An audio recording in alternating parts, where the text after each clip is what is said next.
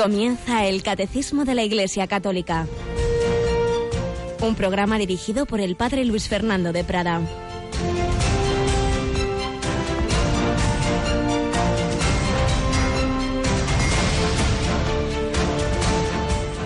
Alabados sean Jesús, María y José. Muy buenos días, queridísima familia de Radio María. En este 14 de diciembre, pero allá por 1591, Fray Juan de la Cruz moría diciendo: me voy a cantar maitines en el cielo. Hoy, 14 de diciembre de 2017, celebramos a este gran santo doctor de la Iglesia que enseñó, como pocos lo han hecho, esos caminos de la vida espiritual, doctor místico, todos llamados a unirnos con Dios. Esa es la santidad, la unión con el único santo. Solo Dios es santo.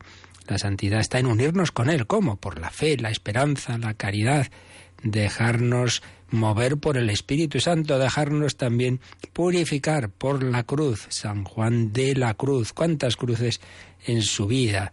Desde pequeño, cuando pierde a su padre, una familia pobre, humilde, tiene que hacer diversos trabajos para poder ir avanzando. Consiguen pues una beca para estudiar, pero realmente su vocación es la religiosa. Entra en la orden carmelitana, pero no está en su mejor momento. Conoce a Teresa de Jesús y son los instrumentos elegidos por Dios para la gran reforma del Carmelo. Pero cuánto sufrimiento, sobre todo esos 9 meses en una cárcel infecta en Toledo, que ni le dejan celebrar misa ni comulgar. Tiene que escaparse jugándose la vida, saltando por ese lugar que podemos ver en las murallas de Toledo. Pero años después le harán sufrir sus mismos compañeros de su misma orden, como tantas veces ha pasado en la historia de la Iglesia. El Señor permite esos sufrimientos para purificar nuestra alma, para que realmente se cumpla lo que decía Santa Teresa en su inmortal poesía: solo Dios basta, irse quedando sin nada, sin nadie, quedarse solo con el Señor. Y al final me voy a cantar maitines en el cielo. Queridos hermanos, hermanas, cada uno de los que estamos ahora aquí en España o en el mundo entero, porque Radio María es seguida a través de Internet por muchos lugares, desde muchos sitios del mundo, podemos tener muchas veces la sensación: el Señor me abandona. Por ejemplo, ¿qué tal has pasado esta noche? Quizá alguno en la enfermedad, con dolores, con angustias. Y entonces hoy nos dice el Señor en la primera lectura unas palabras preciosas: no temas, yo mismo te auxilio, yo el Señor tu Dios te tomo por tu diestra. No temas, gusanillo de Jacob, oruga de Israel, yo mismo te auxilio. Te alegrarás en el Señor, te gloriarás en el Santo de Israel. Los pobres y los indigentes buscan agua y no la encuentran. Su lengua está reseca por la sed, pero yo el Señor les responderé. Yo, el Dios de Israel, no los abandonaré. A veces nos parece que el Señor nos ha abandonado. No es verdad. Estas palabras del profeta Isaías son el capítulo 41, pero recordar esas otras tan bonitas, cuando Sión dice: el Señor me ha abandonado, y Él responde: pero ¿puede una madre olvidarse de su niño de pecho? Pues aunque ella se olvide, yo no te olvidaré. Sí, lamentablemente hasta una madre puede olvidarse de su hijo, incluso, pues como tantas veces ocurre hoy día, matarlo en su mismo seno. Pues aunque ella lo haga, yo no te olvidaré. En las palmas de mis manos te llevo tatuado. En esa confianza, en el amor incondicional del Señor, queremos comenzar este día. En esa confianza sigue avanzando Radio María. Me acompaña de nuevo este día Rocío García. Buenos días, Rocío. Muy buenos días. Bueno, Rocío, también en la confianza en la providencia vamos caminando, en esa confianza de que el Señor y la Virgen van sacando adelante esta emisora y de que nuestros oyentes tampoco nos abandonarán. Estamos en los inicios, 4º día de la campaña de Adviento y de Navidad, y hoy también tendremos una hora especial, ¿verdad? A las 5 de la tarde será hoy ese momento de encuentro con los oyentes, en el que vamos a compartir pues testimonios de los oyentes por el correo electrónico, el WhatsApp, y también pues podremos ofrecerles y contarles que de discos hablaremos de la radiolina, pues todo aquello que pueden pedir y cómo pueden colaborar con esta emisora. Y no solo a través de esos correos o esos WhatsApp, que realmente son preciosos. El otro día leías alguno hasta que nos llegaba de Australia, de Dinamarca, pero es que ayer mismo visitaba un hombre humilde, pobre, con enfermedad mental. Él mismo me lo decía, viviendo de lo mínimo, pues diríamos un indigente, pero que escucha siempre que puede Radio María. Yo pensaba, esta radio cómo ayuda a los pobres, a los enfermos, a los más necesitados, y me conmovía hablando con él, con mucho dolor, desde hace años, de todo tipo, pero confiado en el Señor. Ayudar a Radio María es ayudar a tantas personas, es ayudar a ancianos, a personas solitarias, es ayudar a pobres, es acompañar a tantos, pero también es evangelizar a los alejados, también a los que pueden tener dinero, salud, pero no tienen lo más importante, que es Dios. Ayudar a Radio María es llevar la buena noticia de que el Hijo de Dios se ha hecho hombre por todos y por cada uno. Cada uno es esa oveja perdida que el Señor deja lo que haya que dejar por ir a buscar a cada uno en particular. Pues ya lo sabéis, a partir de las 9 de la mañana siempre habrá personas al teléfono, al 902-500-518, para ese donativo, para ese regalo navideño, que a la vez que es un magnífico regalo apostólico entre tantos discos que podemos ofreceros, o esas radiolinas, la más pequeña o la más potente, que también tiene esa posibilidad de captar la frecuencia de más calidad, la DAB+, en la que emite Radio María en Madrid y Barcelona. Pues magníficos regalos apostólicos, y a la vez que los solicitáis puede ser la ocasión también de dar un donativo a esta campaña. Todo el día desde las 9 de la mañana, pero como ha recordado Rocío, particularmente habrá muchos voluntarios en esa hora de campaña de 5 a 6 de la tarde. Contamos con la ayuda de todos y de cada uno. Y os recuerdo que también tenemos otra campaña, no económica, sino de cartas a los niños de Manila, sobre todo dibujos, y si pueden poner unas palabras, mejor a ser posible en inglés, para decirles a esos niños de Manila, que recoge el padre Mathieu Dosset en su fundación para esos niños de la calle, esos niños abandonados, esa campaña que antes del 20 de diciembre, las cartas que nos enviéis, pues las haremos llegar también a Manila. Y precisamente ayer leíamos algún fragmento de un libro de este padre, y también lo vamos a hacer hoy, una historia preciosa, conmovedora, de esos niños de la calle que él atiende. Escuchamos con mucha atención.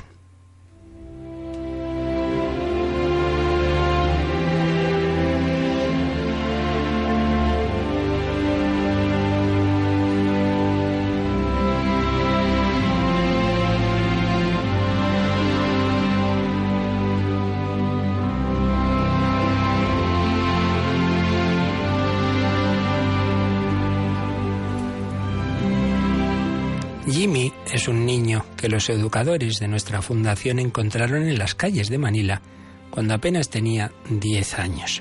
Habituado a las aceras, había pasado más de 2 años vagando de grupo en grupo. Formaba parte de esos niños de la calle raros que no se juntaban con un grupo fijo, sino que preferían permanecer siempre autónomos.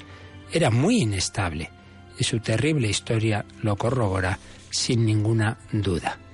Jimmy acababa de alcanzar la edad de madurez cuando su padre, a la vuelta del trabajo, sorprendió a su mujer en los brazos de un vecino.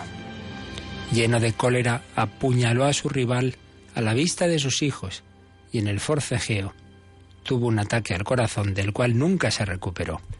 La madre, en medio del conflicto, estaba completamente desorientada y, olvidando su responsabilidad como madre, descuidó el hogar familiar y empezó a beber. Apenas un año después de la tragedia, murió también ella. En realidad nadie supo si se suicidó o si fueron las consecuencias desastrosas de una vida destruida por el alcohol. Jimmy estaba solo. Los vecinos le intentaron cobijar varias veces bajo su techo, pero esa adopción forzada se transformó rápidamente en un calvario digno de Los Miserables de Víctor Hugo y le incitó a huir a la calle. Pero lo peor estaba aún por llegar, puesto que, joven e inocente, Jimmy se dejó llevar por uno de esos hombres pedófilos, convertido en depredador, con una conciencia completamente anestesiada. No pasó apenas un mes desde que el niño estaba en la calle para que fuera abusado sexualmente.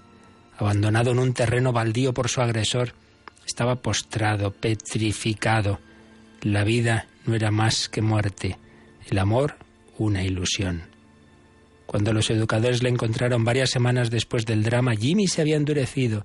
No estaba dispuesto en ningún caso a dar su confianza a cualquiera, y menos todavía a un adulto.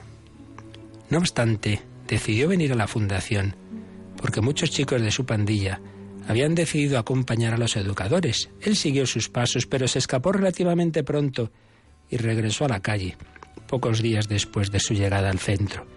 En su pequeño corazón mutilado por la violación, era inconcebible dejar resquicio alguno a cualquier forma de afecto. La atención que los educadores le prestaban no hacía más que reavivar recuerdos dolorosos. Prefería la soledad de la calle.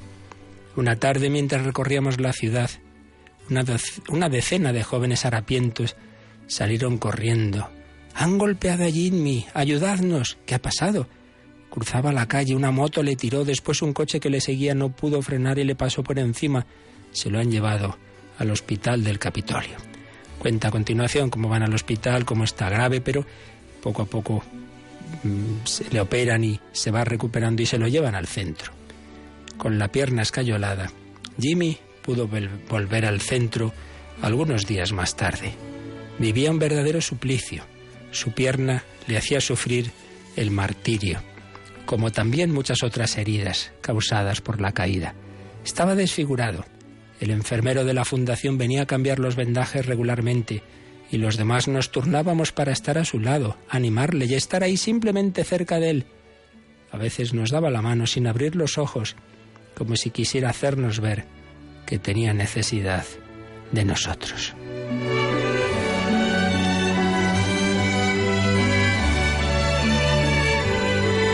Después de algún tiempo vimos que dejaba caer una pequeña y discreta sonrisa y nos miraba con sus dos canicas negras y cierto aire de resurrección.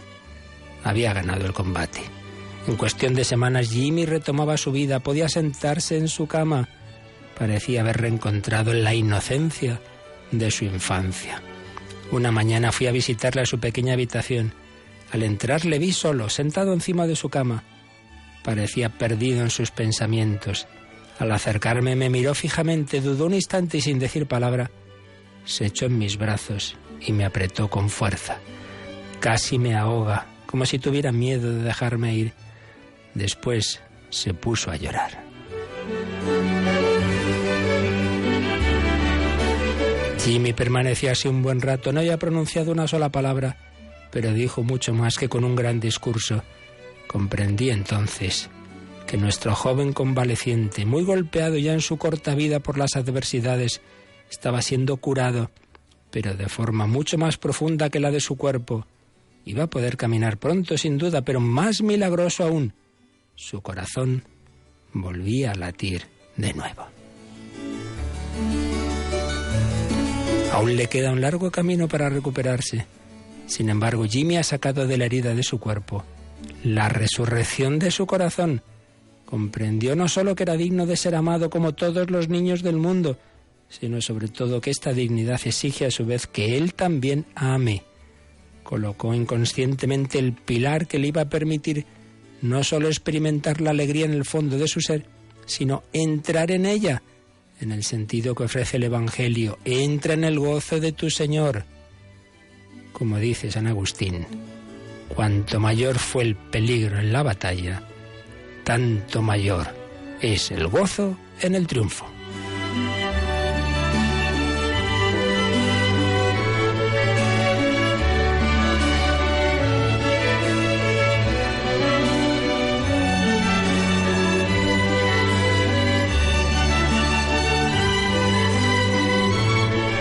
Pues cuánto dolor hay en el mundo, cuántos ya desde la niñez sufren así, pero también cuánta gente buena, cuántas personas movidas por el Espíritu Santo prolongan la misericordia de Cristo, Él que atendió a pobres, enfermos, pecadores, que acarició a los niños, hoy lo sigue haciendo a través de la Iglesia, lo quiere seguir haciendo también a través de ti. Queremos llevar la alegría a todos. Nosotros en Radio María, a través de las ondas, tantas personas les llega esa buena noticia. Otros, como el padre Matías de Sés, a través de su fundación en Manila, cuántas personas prolongan esa misericordia de Jesucristo. Pues que sepamos dejarnos mover, ser instrumentos suyos como la Virgen María. He aquí la esclava, he aquí el siervo del Señor. Hágase en mí según tu palabra.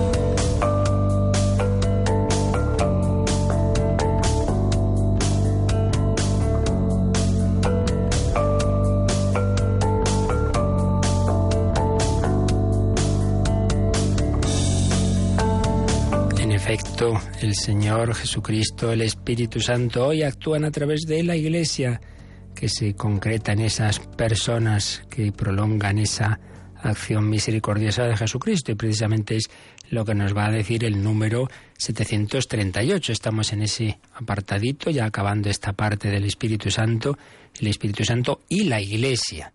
Ayer veíamos el número 737, pues vamos hoy al 738, Rocío. Así, la misión de la Iglesia no se añade a la de Cristo y del Espíritu Santo, sino que es su sacramento. Con todo su ser y en todos sus miembros, ha sido enviada para anunciar y dar testimonio, para actualizar y extender el misterio de la comunión de la Santísima Trinidad. Esto será el objeto del próximo artículo. Y a continuación nos pone una larga cita de un santo padre oriental, San Cirilo de Alejandría. La leemos también.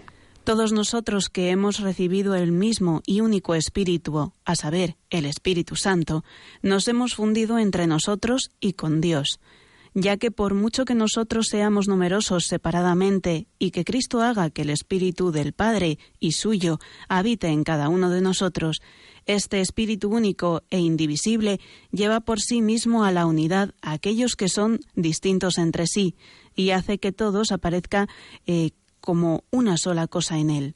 Y de la misma manera que el poder de la santa humanidad de Cristo hace que todos aquellos en los que ella se encuentra formen un solo cuerpo, pienso que también de la misma manera el Espíritu de Dios que habita en todos, único e indivisible, los lleva a todos a la unidad espiritual. Bueno, pues vamos a releer un poquito este número, profundizando en las ideas. La primera, fijaos qué interesante. La misión de la Iglesia no se añade a la de Cristo y del Espíritu Santo, sino que es su sacramento. ¿Qué quiere decir esto? La misión de la Iglesia no se añade a la de Cristo y del Espíritu Santo. En primer lugar, recordamos, lo hemos dicho muchas veces, que los misioneros con mayúscula por antonomasia son el Hijo y el Espíritu Santo. El Hijo hecho hombre, Jesucristo, y el Espíritu Santo, que actúa a través de esa humanidad de Cristo, en primer lugar, en su vida terrena, y ahora a través de la Iglesia. Entonces, esos dos misioneros, Cristo y el Espíritu Santo, no hay un tercer misionero en realidad que luego es la Iglesia, sino que lo que hacen ellos es mover a esa Iglesia como el alma mueve el cuerpo. Pongamos un ejemplo. Yo pienso una idea y la quiero escribir.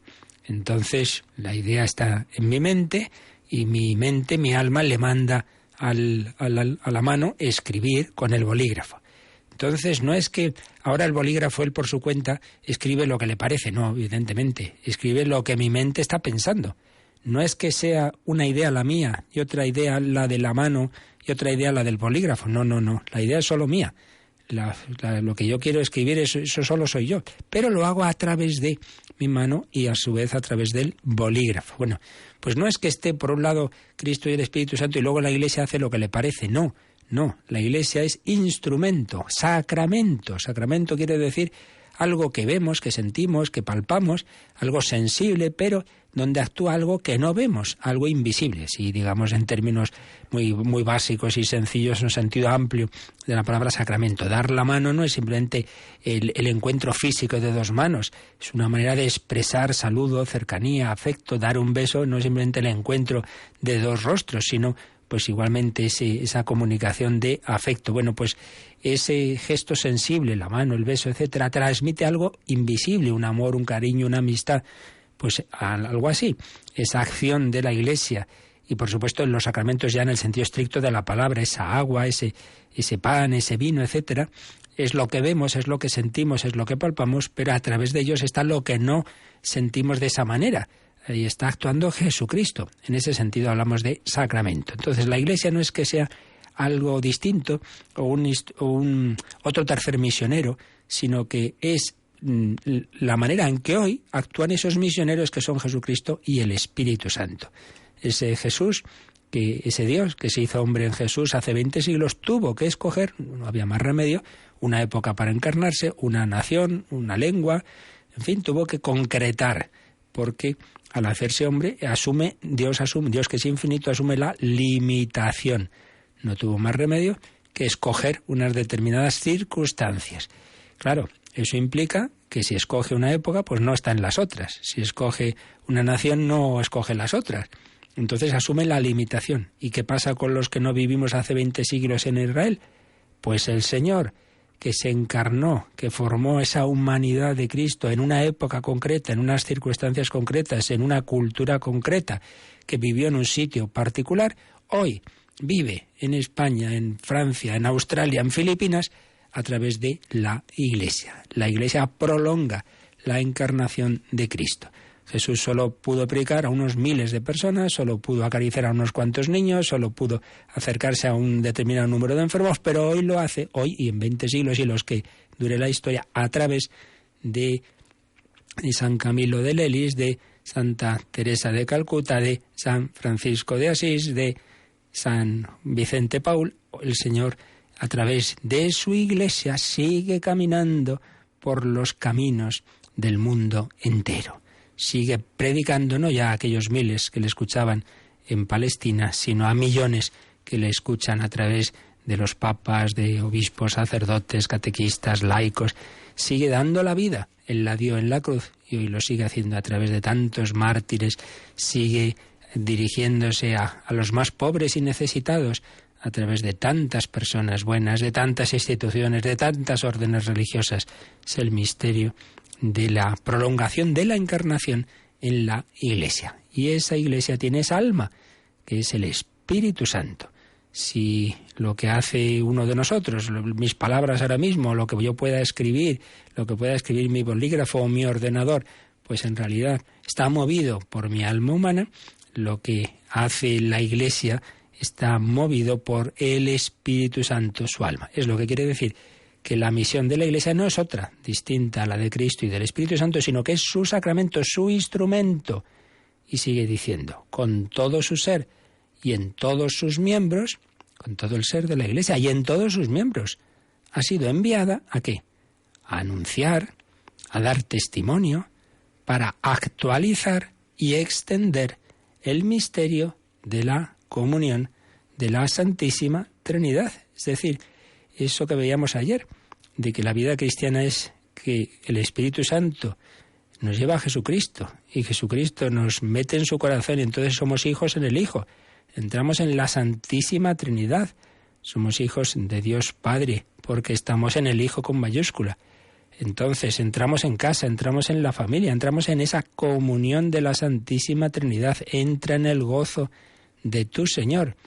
Eso, pues hoy tenemos que anunciarlo y hacerlo presente, actualizarlo a través de la Iglesia. Y así es, porque el bautismo, la Eucaristía, los demás sacramentos nos meten ahí, nos meten en la Trinidad, nos meten en casa. Y eso tenemos que hacerlo presente, tenemos que anunciarlo todos. Tú también, con tus palabras, con tu ejemplo, quizá también de una manera más institucional en cuanto eres catequista, en cuanto has sido instituido por la Iglesia para dar esa palabra a determinadas personas, pero también todo cristiano simplemente por estar bautizado y confirmado, particularmente en la confirmación, es sacramento del envío apostólico, pues ya solo por eso tú también estás enviado para anunciar y dar testimonio, para actualizar y extender ese misterio de la comunión de la Santísima Trinidad. Esa es la misión de la Iglesia, lo hemos hablado varias veces, pero el Catecismo nos recuerda que en el número 850 lo va a volver a decir, y bueno, lo anticipamos porque aquí explica lo que ya hemos ido viendo estos días, este número 850, que es eso de la misión, esa misión de Cristo y del Espíritu Santo que actúan hoy a través de la Iglesia. Pues vamos a leer, Rocío, ese número 850 sobre la Iglesia en cuanto apostólica y misionera. El origen y la finalidad de la misión. El mandato misionero del Señor tiene su fuente última en el amor eterno de la Santísima Trinidad. La Iglesia peregrinante es, por su propia naturaleza, misionera, puesto que tiene su origen en la misión del Hijo y la misión del Espíritu Santo según el plan de Dios Padre. El fin último de la misión no es otro que hacer participar a los hombres en la comunión que existe entre el Padre y el Hijo en su espíritu de amor. Pues está sintetizado preciosamente lo que hemos ido viendo. Origen y finalidad. ¿Cuál es el origen de la misión de la Iglesia? Su fuente. Bueno, pues su fuente última, dice, es el amor eterno de la Santísima Trinidad, porque ya hemos visto que lo originario de todo es que el Padre nos envía al Hijo, el Padre y el Hijo nos envían al Espíritu Santo. Ese es el origen de la misión, el amor que Dios nos tiene, que quiere invitarnos a estar en casa. Y el fin, pues ese, el fin de la misión es hacer participar a los hombres en esa comunión que existe en la Trinidad. Si el Padre, el Hijo y el Espíritu Santo están en perfecta comunión y armonía, nos invitan a participar de esa comunión. Eso es la Iglesia. Y por cierto, también nos dice el Catecismo que podemos mirar en el resumen que hará en el siguiente artículo sobre la Iglesia, en el número 777, número bien redondito, nos da una definición, nos dice qué significa la palabra Iglesia. Esto ya lo veremos más adelante, pero dado que aquí estamos hablando de la Iglesia, vamos a anticipar qué es eso de la palabra Iglesia. Número 777. La palabra Iglesia significa convocación. Designa la asamblea de aquellos a quienes convoca la palabra de Dios para formar el pueblo de Dios y que, alimentados con el cuerpo de Cristo, se convierten ellos mismos en cuerpo de Cristo. Fijaos, Iglesia, eclesía, una palabra griega con una raíz hebrea, obviamente, convocación, vocación común. Tú has sido llamado, yo he sido llamado, el otro ha sido llamado, todos hemos sido llamados por el mismo. Anda, pues claro, como Jesús fue llamando a un apóstol, a otro, y claro, ¿por qué están juntos? ¿Porque se llevan muy bien y son muy amigos entre ellos? No, porque les ha llamado el mismo. Les ha llamado Jesús, llamados, vocacionados, convocacionados, convocación, Iglesia. Es la asamblea de aquellos a quienes convoca la palabra de Dios para formar el pueblo de Dios. Y que, alimentados con el cuerpo de Cristo, se convierten ellos mismos en cuerpo de Cristo. Fijaos qué palabra, qué frase tan profunda. Aquí se usa la palabra cuerpo de Cristo en un doble sentido. Alimentados con el cuerpo de Cristo, se convierten ellos mismos en cuerpo de Cristo. Alimentados con el cuerpo de Cristo se entiende eucarístico, el cuerpo de Cristo comulgamos, pero al recibir el cuerpo eucarístico de Cristo nos convertimos en cuerpo de Cristo, en cuanto cuerpo místico de Cristo. Porque cada uno de nosotros, unidos a Cristo, pues somos también Él. Saulo, ¿por qué me persigues? Al perseguir a los cristianos, perseguía a Cristo. Lo que hagáis a uno de estos, a mí me lo hacéis. Entonces, somos también cuerpo de Cristo. De hecho, el primer sentido, la primera vez que se usa la expresión cuerpo de Cristo en el Nuevo Testamento es en este sentido del cuerpo místico que decimos, en las cartas de San Pablo.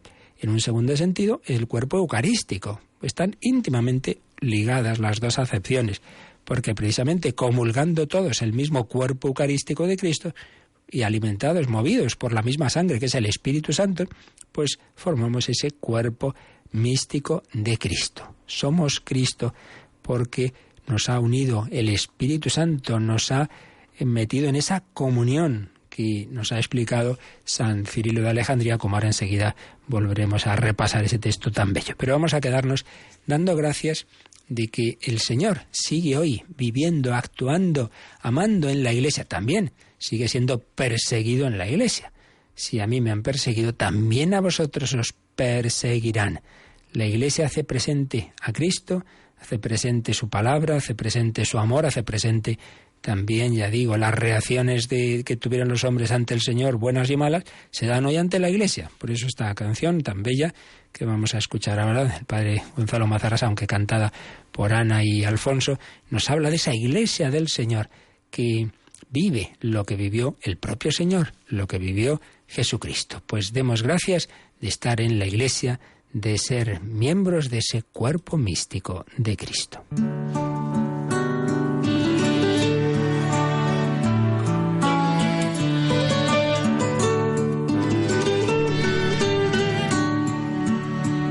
Insultado como a tu maestro, te han ofrecido el cáliz del desprecio, te han ajustado a golpes contra el leño, te han acusado de lo que no has hecho, te han exigido lo que no hay derecho y te han pisado el rostro contra el suelo. Por eso, Iglesia del Señor, pobre y pequeña,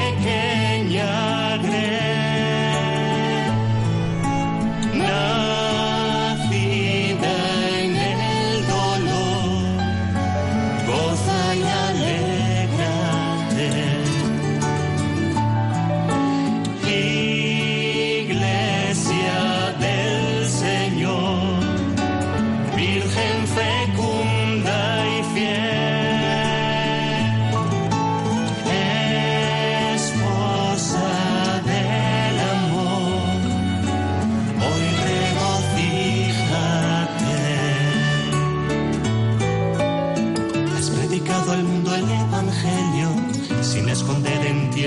ese talento que se ha multiplicado 1 a 100.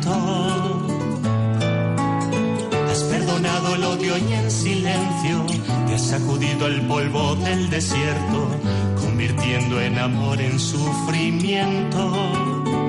Por eso, Iglesia del Señor, pobre y pequeña grey, nacida en el dolor, goza y alégrate.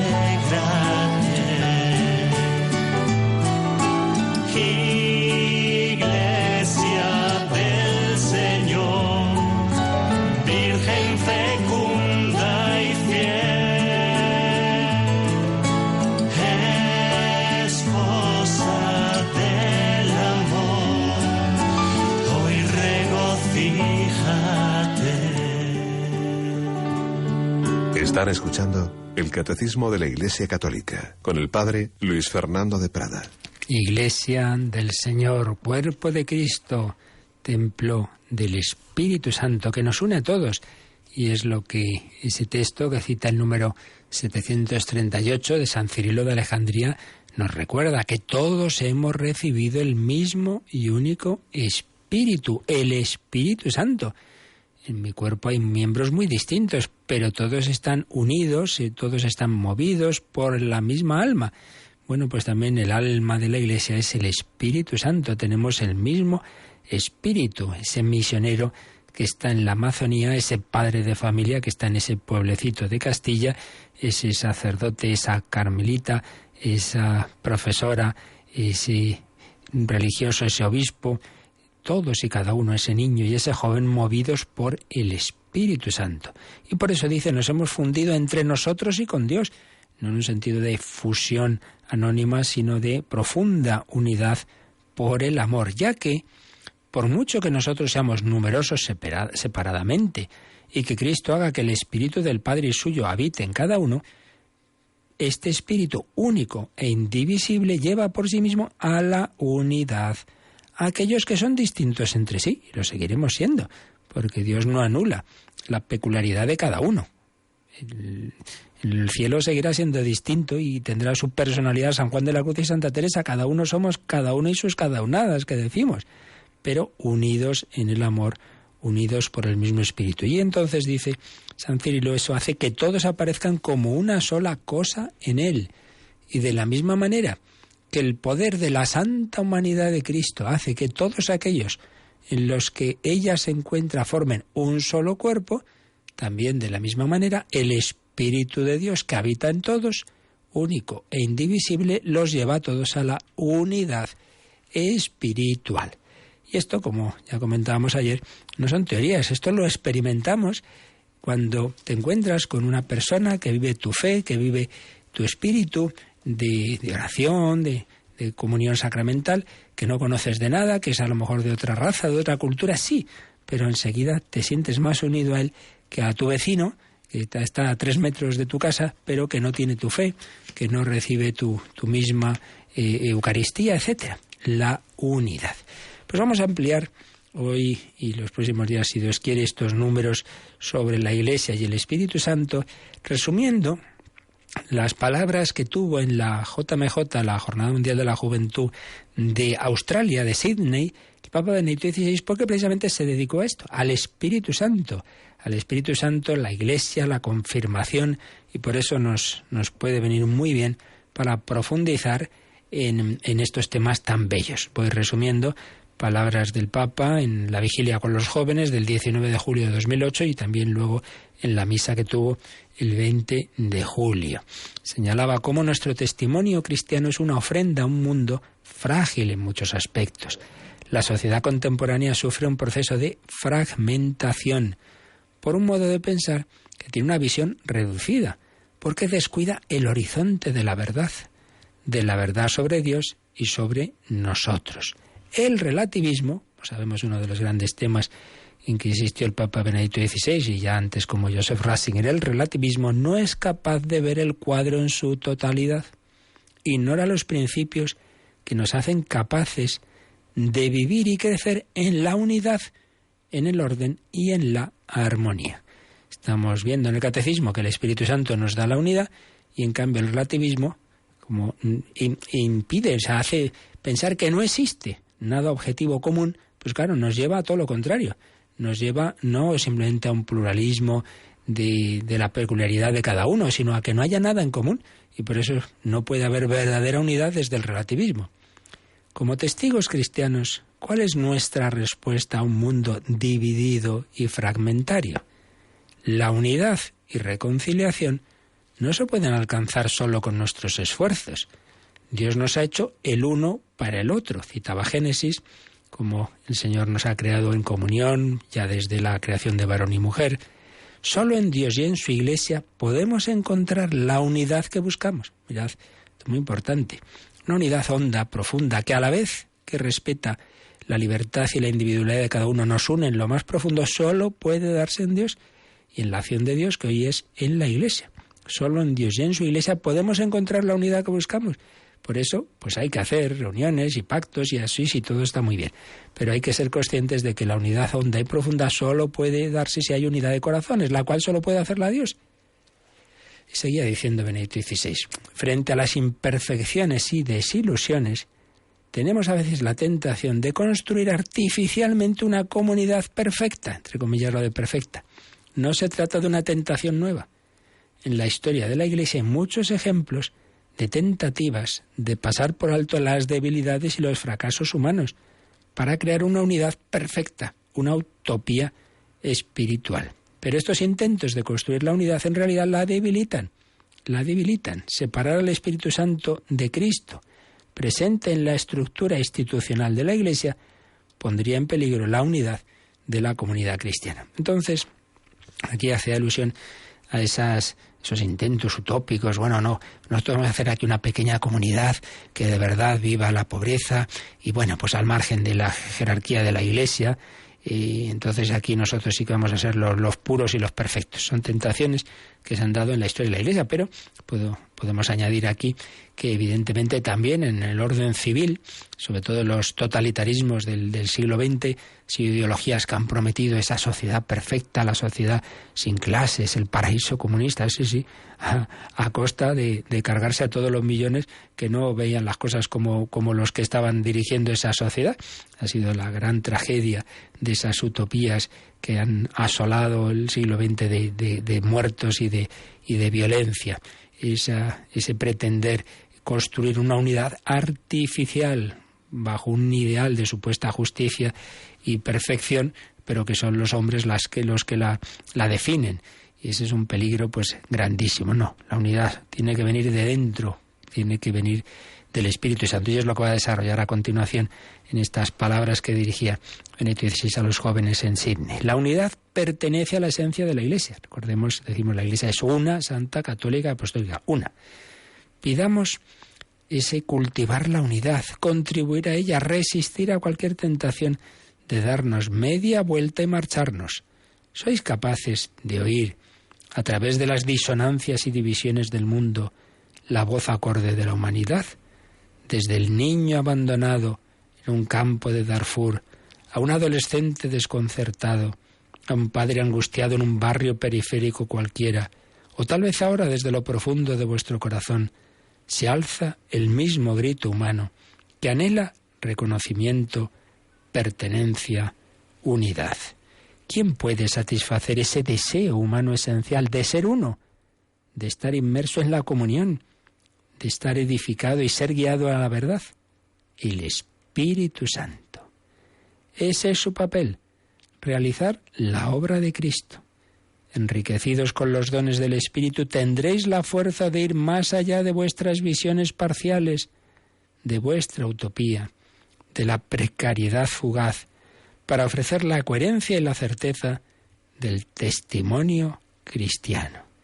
En el credo decimos: creo en el Espíritu Santo, Señor y dador de vida. El Espíritu creador es la fuerza de Dios que da la vida a toda la creación y es la fuente de vida nueva y abundante en Cristo. El Espíritu mantiene a la Iglesia unida a su Señor y fiel a la tradición apostólica.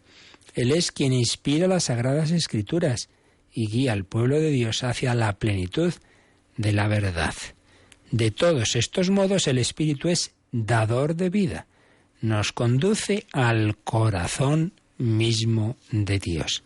Así, cuanto más nos dejamos guiar por el Espíritu, tanto mayor será nuestra configuración con Cristo y tanto más profunda será nuestra inmersión en la vida de Dios uno y trino. Fijaos qué belleza, qué profundidad. La humanidad busca la unidad, pero estamos en un mundo muy fragmentado, sobre todo por ese relativismo. Entonces a veces intentamos formas artificiales de unidad que con frecuencia llevan a la violencia, a la utopía, al desprecio dentro de la Iglesia de su jerarquía. No, esto tiene que ser obra del Espíritu Santo, que nos va dando un corazón unido, aunque respetando a la vez la peculiaridad de cada uno. Y a continuación nos va a desarrollar 3 ideas de San Agustín. Sabemos que es uno de los autores que más marcó la formación de Joseph Ratzinger, San Agustín. Entonces nos va a hablar de 3 intuiciones de San Agustín sobre el Espíritu Santo como vínculo de unidad dentro de la Santísima Trinidad. El Espíritu Santo es vínculo de unidad de las personas divinas y eso lo va a hacer ahora también en la Iglesia. 3 intuiciones que son la unidad como comunión, la unidad como amor duradero y la unidad como dador y don. Comunión, amor duradero, y el Espíritu Santo nos da la unidad en cuanto que Él es el dador y es también el mismo don, el mismo don. La unidad como comunión, como amor duradero y como dador y don. No nos dará tiempo a ver todo, creo, pero bueno, vamos a ir recordando por lo menos el primer aspecto. La unidad como comunión. San Agustín señala que las palabras Espíritu y Santo, Espíritu Santo, en realidad son palabras que se refieren a la naturaleza divina. Dios es Espíritu y Dios es Santo. En ese sentido, digamos, son palabras comunes que se refieren a aspectos comunes a la naturaleza divina. Es decir, esa persona divina lo que le define son algo compartido por el Padre y el Hijo, algo de la comunión de Dios.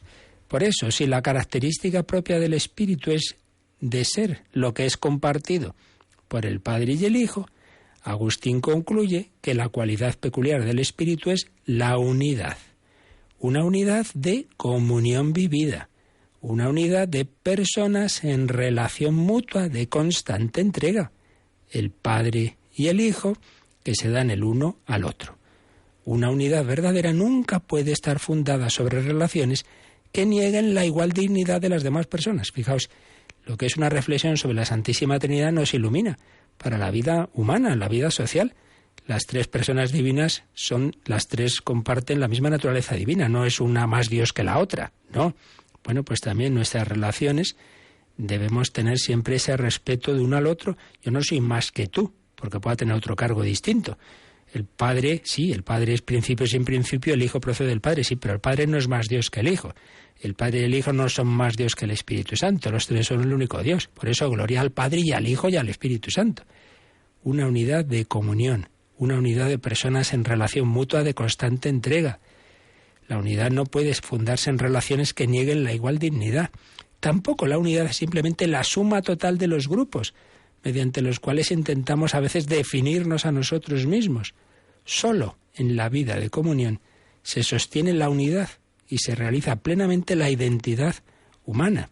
Reconocemos la necesidad común de Dios, respondemos a la presencia unificadora del Espíritu Santo, nos entregamos mutuamente en el servicio de los unos a los otros. Primer aspecto, la unidad como comunión, comunión de vida, comunión de personas en mutua entrega. Segundo, el Espíritu Santo es amor que permanece. Aquí San Agustín se basaba en la reflexión que hizo sobre la primera carta de San Juan, donde San Juan dice la famosa expresión, Dios es amor, primera de Juan 4:16. Agustín sugiere que estas palabras, a pesar de referirse a la Trinidad en su conjunto, la Santísima Trinidad, Dios es amor, pero se han de entender también como expresión de una característica particular del Espíritu Santo. reflexionando sobre la naturaleza permanente del amor, quien permanece en el amor, permanece en Dios y Dios en él, dice San Juan, Agustín se pregunta, ¿es el amor o es el Espíritu quien garantiza el don duradero? Y llega a esta conclusión. El Espíritu Santo nos hace vivir en Dios y Dios en nosotros, pero es el amor el que causa esto. El Espíritu, por tanto, es Dios como amor. Y decía Benedicto XVI, es una magnífica explicación. Dios comparte a sí mismo como amor en el Espíritu Santo. El amor es el signo de la presencia del Espíritu Santo. Las ideas o las palabras que carecen de amor, aunque parezcan sofisticadas, no pueden ser del Espíritu. Más aún, el amor tiene un rasgo particular. En vez de ser voluble, tiene una tarea o fin que cumplir, permanecer. El amor es duradero por su naturaleza. De nuevo podemos echar una mirada a lo que el Espíritu Santo ofrece al mundo. Un amor que despeja la incertidumbre, un amor que supera el miedo de la traición, un amor que lleva en sí mismo la eternidad. El amor verdadero nos introduce en una unidad que permanece.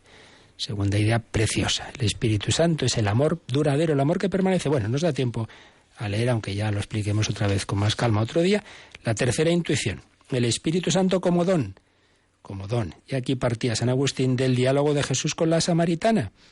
Agustín concluye que el Dios que se entrega a nosotros como don es el Espíritu Santo. El Espíritu Santo es Dios que se da eternamente. Al igual que una fuente perenne, Él se ofrece nada menos que a sí mismo.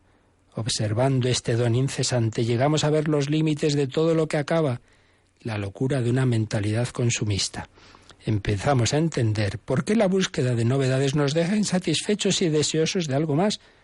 ¿Acaso no estaremos buscando un don eterno, la fuente que nunca se acaba? Digamos con la samaritana, Señor, dame de esta agua para que no tenga ya más sed. Pues así se lo pedimos al Señor. Esa agua viva es el Espíritu Santo, el Espíritu que nos introduce en la comunión de la Santísima Trinidad, el Espíritu que nos da la verdadera unidad, la unidad en el amor, el Espíritu que nos da el amor verdadero, el que dura para siempre, no el amor frágil, voluble, que hoy aparece y mañana desaparece.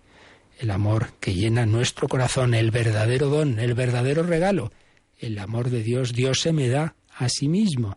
Se me ha dado el Hijo, se me ha dado el Espíritu Santo. Señor, dame de esa agua, ven, ven, Espíritu Divino. Pues terminamos una vez más invocando ese Espíritu y también es el momento, si deseáis, para vuestras consultas.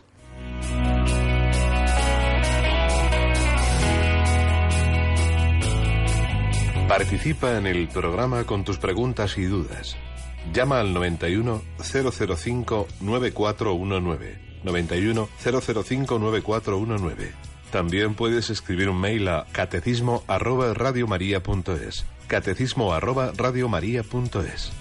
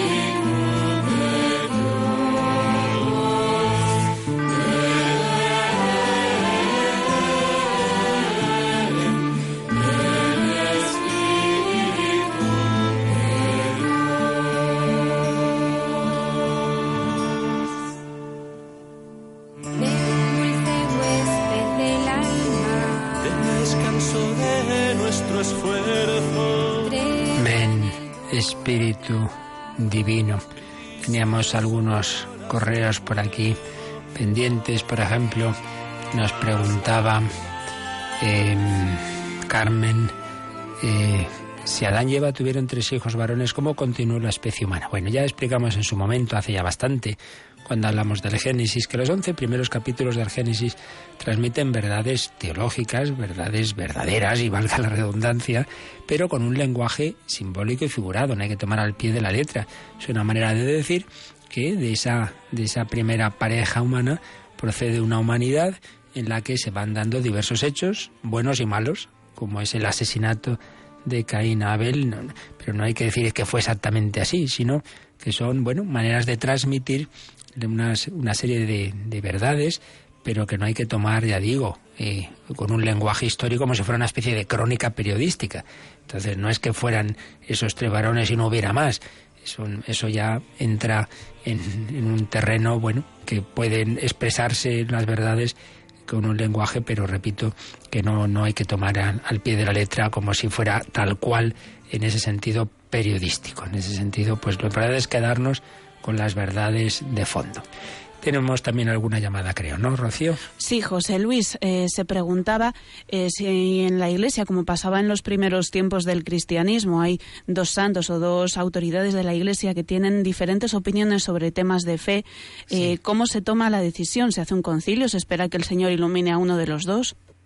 Sí, no sé a qué se refiere con lo de los 2 santos, porque en primer lugar es indudable decir que una cosa es la santidad, una persona puede ser estupenda, pero el carisma de la verdad no depende de que uno sea más o menos bueno. Ese carisma, digamos, quien lo tiene con certeza es la jerarquía de la Iglesia. Por tanto, en todo caso, la pregunta más bien sería si hay 2 obispos que tienen opiniones distintas, ¿no?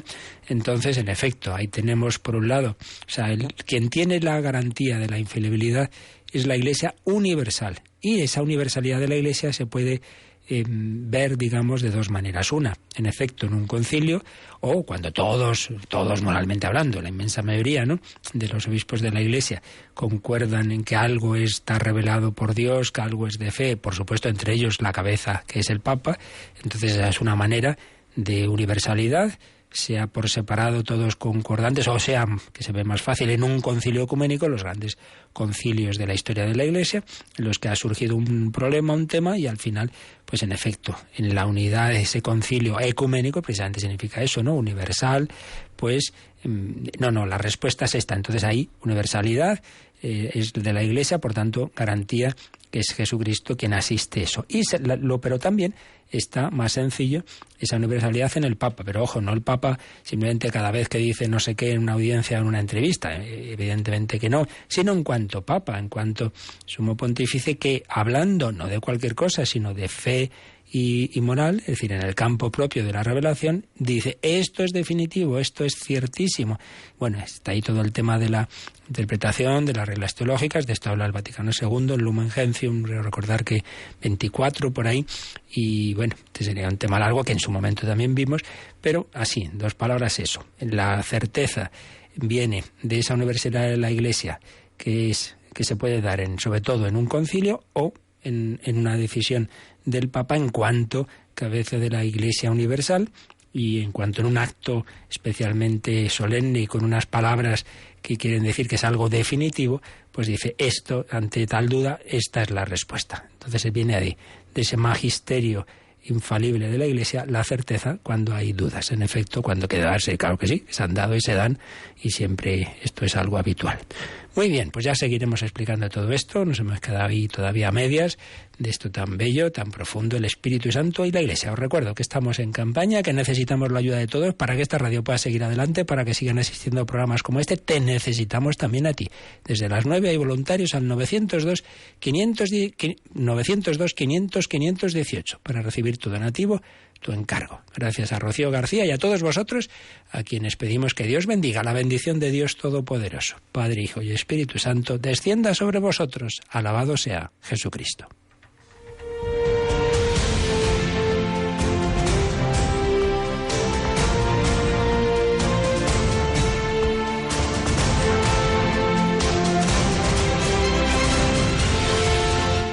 Han escuchado en Radio María el Catecismo de la Iglesia Católica.